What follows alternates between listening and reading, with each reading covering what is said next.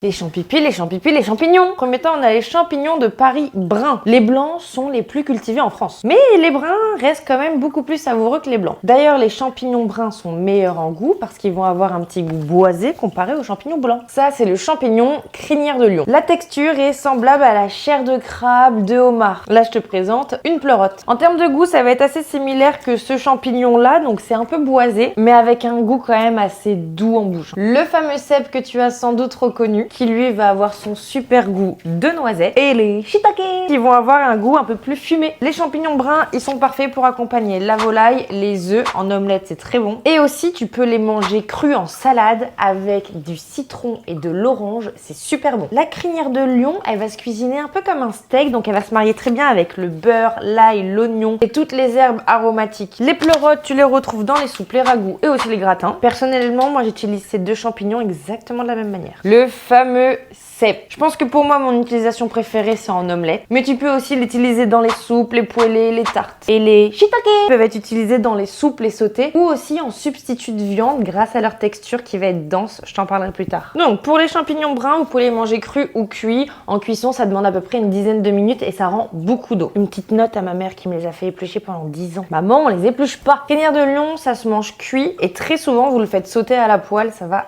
très bien. Les pleurotes, faut les faire cuire une dizaine de minutes, mais par contre, attention, ça rend aussi beaucoup d'eau, donc ça peut rallonger vos plats. Les cèpes, faut les cuire à feu vif. Tu l'as compris, ça se mange cuit aussi. À peu près 5-6 minutes, ça suffira. Et pour le coup, eux, ces champignons rendent très peu d'eau. Et les shiitake, eux, il faut les cuire au moins 15 à 20 minutes dans l'eau. Ou vous pouvez aussi les faire sauter, mais minimum 15 à 20 minutes. S'ils sont mangés pas assez cuits, ils peuvent être toxiques et créer beaucoup de démangeaisons. Pour les propriétés, chaque champignon va avoir des propriétés antioxydantes parce qu'ils ont des polyphénols, des caroténoïdes, donc tous ces antioxydants qui permettent de protéger vos cellules face aux radicaux libres, soit aux agressons. La crinière de lion, elle, est très utilisée dans la médecine asiatique. La crinière de lion aurait de vrais bénéfices sur le système nerveux. Et donc on pense à toutes les maladies neurodégénératives comme l'Alzheimer. Et le shiitake, lui, a des fibres particulières. Et en fait, ces fibres, c'est la chitine. Et ça donne une texture un peu semblable à la viande. Et donc c'est pour ça qu'on l'utilise beaucoup dans les plats végés pour retrouver justement cette fameuse texture de viande. Et dis-moi en commentaire si tu veux que je fasse d'autres comparaisons.